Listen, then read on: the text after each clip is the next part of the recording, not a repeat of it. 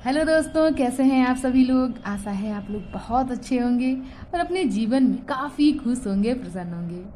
तो दोस्तों, स्वागत है आप सभी का आपके अपने ही चैनल जिसका नाम है ज्ञान मंत्र, और जहां हम लोग करते हैं कुछ ज्ञान की बातें। तो दोस्तों, आज का संपादकीय लेख काफ़ी अच्छा है और ये हमें कहीं न कहीं बहुत अच्छी जानकारी देने वाला है। टॉपिक है रंग ला रही PLI योजना। तो दोस्तों, चलिए देखते हैं कि PLI योजना जो है किस प्रकार से हमारे देश में कार्य कर रही है और इसके द्वारा देश में क्या विकास कार्य हो रहे हैं। तो चलिए स्टार्ट करते हैं। रमेश कुमार दुबे जी का यह लेख है और यह लेखक हैं, लोक नीति विशेषज्ञ हैं। तो इनका ये लेख है, चलिए देखते हैं। राजनीतिक प्रतिबद्धता की कमी,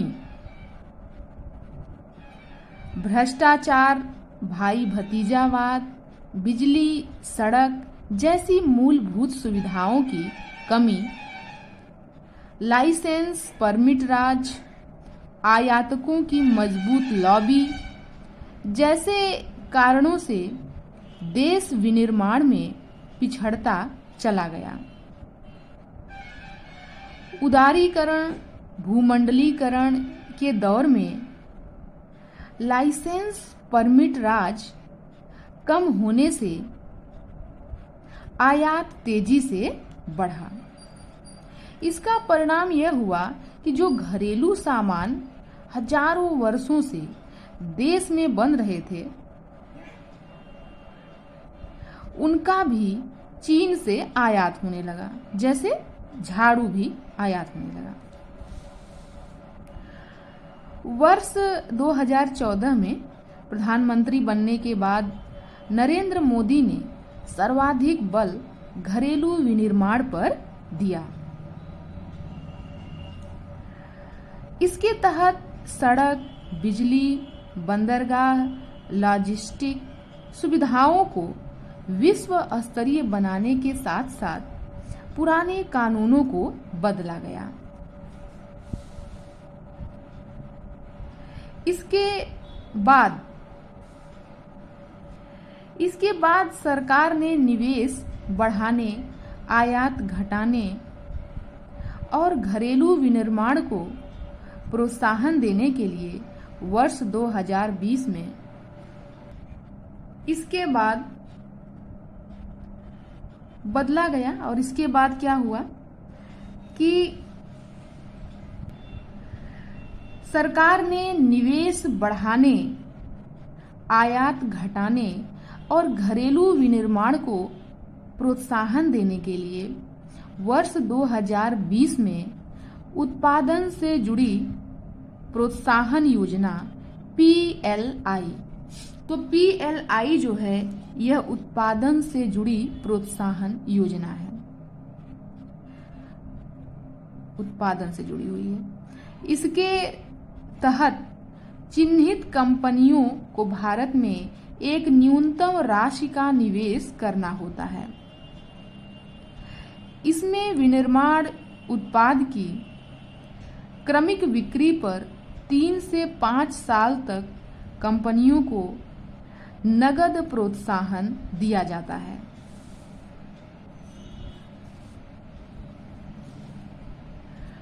और इसके पीछे यह संकल्पना है कि नए निवेश के साथ नई तकनीक भी आएगी और विश्व स्तरीय उत्पादों का निर्माण होगा। इससे भारत वैश्विक आपूर्ति श्रृंखला का अभिन्न अंग बनेगा और बड़े पैमाने पर रोजगार के अवसर निकलेंगे। सबसे बड़ी बात यह है कि घरेलू विनिर्माण को बढ़ावा मिलने से देश में सूक्ष्म, लघु एवं मझोले उद्योगों के साथ पिछड़े क्षेत्रों के साथ संपर्क भी स्थापित होगा। वर्ष 2020 में सरकार ने PLI के तहत 14 उद्योगों के लिए 1.97 लाख करोड़ रुपए आवंटित किए, जो अगले 3 से 5 वर्षों में जारी किए जाएंगे। इनमें वाहन एवं कलपुर्जा, सोलर पैनल, इलेक्ट्रॉनिक उत्पाद, दवा, वस्त्र, खाद्य उत्पाद और विशिष्ट इस्पात शामिल हैं। सरकार कई अन्य उद्योगों के लिए भी PLI पर विचार कर रही है। इसी कड़ी में सरकार ने हाल में खिलौना और साइकिल उद्योग के लिए 7,000 करोड़ रुपए की PLI घोषित की। PLI योजना के लाभ अब दिखने लगे हैं। अप्रैल 2022 से फरवरी 2023 तक के 11 महीनों के दौरान इलेक्ट्रॉनिक्स क्षेत्र सबसे तेज निर्यात वाले सेक्टर की श्रेणी में आ गया। इलेक्ट्रॉनिक्स में यह तेजी मोबाइल उपकरणों की बढ़ती हिस्सेदारी के कारण आई है, जो बढ़कर 37% हो गई है। इस दौरान 78,375 करोड़ रुपए के मोबाइल उपकरण निर्यात किए गए, जो पिछले साल की तुलना में 2 गुना अधिक है।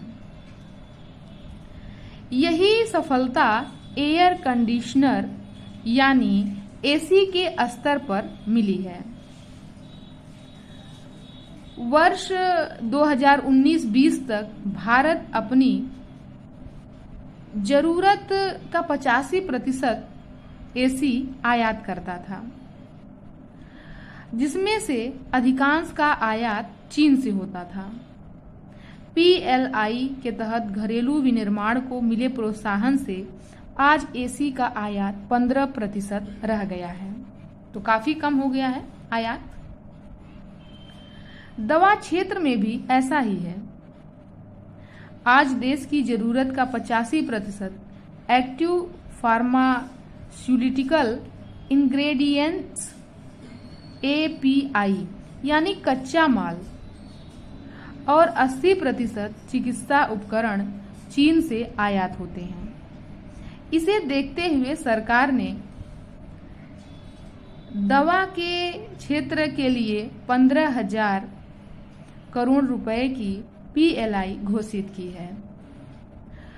39,600 मेगावाट क्षमता के सौर PV मॉड्यूल के विनिर्माण के लिए 11 कंपनियों के साथ समझौता हुआ है। विशिष्ट इस्पात उत्पादन के लिए 27 कंपनियों के साथ सहमति बनी है।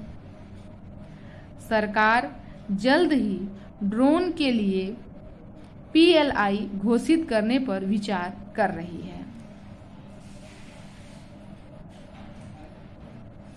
इलेक्ट्रॉनिक्स क्षेत्र में PLI योजना को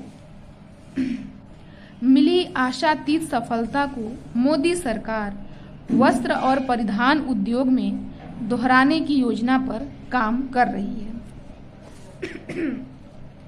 इसका कारण है कि वस्त्र उद्योग में न केवल रोजगार की भरपूर संभावना है, बल्कि कच्चे माल की आपूर्ति भी घरेलू स्तर से हो जाती है। जहां 1 करोड़ रुपए के निवेश पर अन्य उद्योगों में 12 नौकरियां सृजित होती हैं, वहीं वस्त्र उद्योग 30 नौकरियां सृजित करता है। 10.5 करोड़ प्रत्यक्ष अप्रत्यक्ष रोजगार के साथ वस्त्र एवं परिधान उद्योग कृषि के बाद दूसरा सबसे बड़ा रोजगार पैदा करने वाला क्षेत्र है। सबसे बड़ी बात यह है कि इस उद्योग में 70% से अधिक भागीदारी महिलाओं की है। सबसे बड़ी बात तो ये, वित्त वर्ष 2021-22 में देश ने 44.4 अरब डॉलर का वस्त्र एवं परिधान निर्यात किया, जो 2020-21 की तुलना में 41.7% अधिक है। इससे उत्साहित मोदी सरकार ने 2030 तक देश के वस्त्र और परिधान निर्यात को बढ़ाकर 100 अरब डॉलर करने का लक्ष्य निर्धारित किया है। इस लक्ष्य के पूरा होने पर वस्त्र और परिधान उद्योग का कुल मूल्य बढ़कर 250 अरब डॉलर हो जाएगा।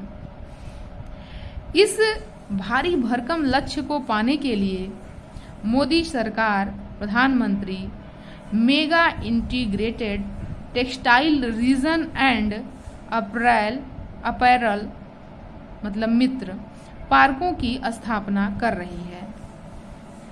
इसके तहत विश्व स्तरीय औद्योगिक बुनियादी ढांचा, आधुनिक प्रौद्योगिकी, बड़े पैमाने पर प्रत्यक्ष विदेशी निवेश आकर्षित किए जाएंगे। पीएम मित्र पार्क एक ही स्थान पर कताई, ये बड़ी इंपॉर्टेंट बात है कि ये पीएम मित्र पार्क है क्या।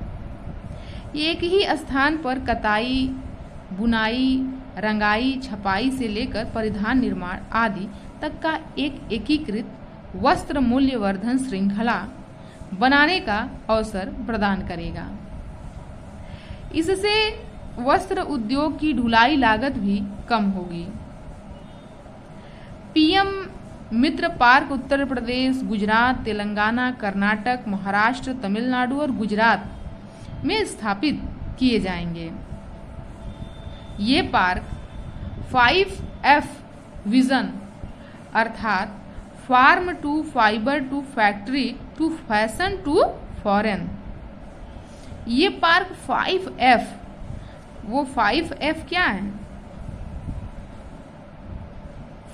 Farm to fibre to factory to fashion to foreign से प्रेरित होकर वस्त्र एवं परिधान उद्योग को बढ़ावा देंगे।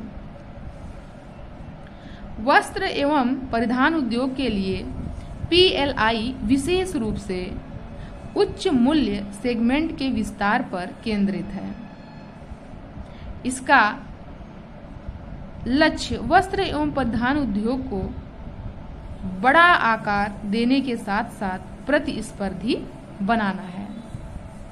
तो काफ़ी अच्छा आज का लेख हम लोगों ने पढ़ा, और जो कि PLI योजना जो है उससे संबंधित उत्पादन प्रोत्साहन योजना से देश में विभिन्न क्षेत्रों में नए निवेश, नई तकनीक आने से विश्व स्तरीय उत्पाद तैयार हो रहे हैं और रोजगार के सृजन के साथ ही स्पर्धा, जो प्रतिस्पर्धा क्षमता है वह भी बढ़ेगी। तो काफ़ी अच्छा है अपने देश के विकास के लिए। यदि हमारा देश विकास करे और आगे जाए, विकसित देश की श्रेणी में आए, तो इससे अच्छी बात हमारे लिए क्या हो सकती है। तो चलिए दोस्तों, आज के संपादकीय लेख से हमने PLI योजना के बारे में जानने का प्रयास किया और यह भी जाना कि हमारा देश कहीं न कहीं प्रगति की ओर बढ़ रहा है। तो चलिए दोस्तों, आज का लेख, आज का संपादकीय लेख यहीं पर समाप्त करते हैं। मिलते हैं नए संपादकीय लेख के साथ। धन्यवाद।